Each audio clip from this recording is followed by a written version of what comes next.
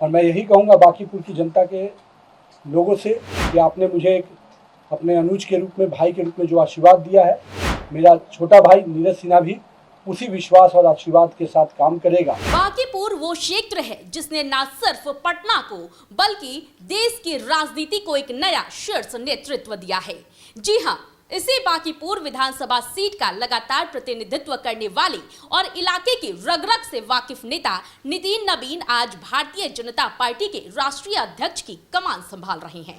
इस बार के उपचुनाव में भी इलाके के सबसे बड़े मुद्दों में से एक मंदिरी नाला का आधुनिकीकरण और उसका कायाकल्प भाजपा का मुख्य चुनावी एजेंडा बना हुआ है। बांकीपुर विधानसभा क्षेत्र के केंद्र में बसा मंदिरी नाला इलाका सालों से स्थानीय जनता के लिए एक बड़ी चुनौती रहा था, लेकिन नितिन नबीन और भारतीय जनता पार्टी की डबल इंजन सरकार ने इस समस्या को एक बड़े विकास अवसर में बदल दिया है। जब नितिन नबीन बिहार सरकार में नगर विकास एवं आवास मंत्री थे, तब उन्होंने मंदिरी नाले के जीर्णोद्वार और इसे एक आधुनिक कवर्ड ड्रेनेज व सड़क मार्ग में बदलने के प्रोजेक्ट पर तेजी से काम शुरू करवाया था।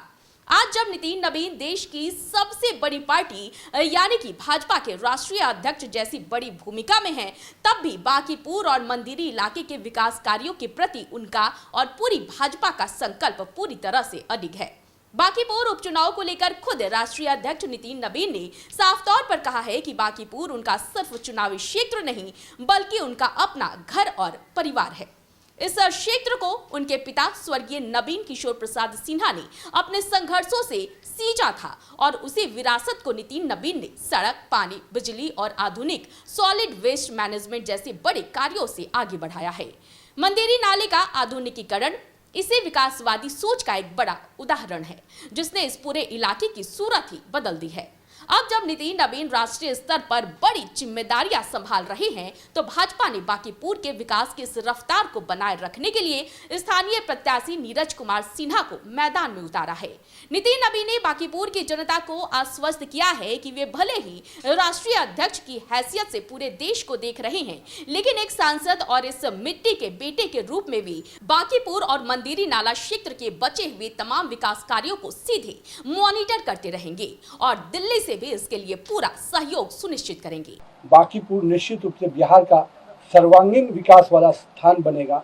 इस संकल्प को वो भी पूरा करेगा और एक राज्यसभा में पार्टी ने मुझे मौका दिया है, तो सांसद के रूप में भी मेरी जो भूमिका रहेगी, निश्चित रूप से बांकीपुर मेरे से दूर नहीं रहेगा।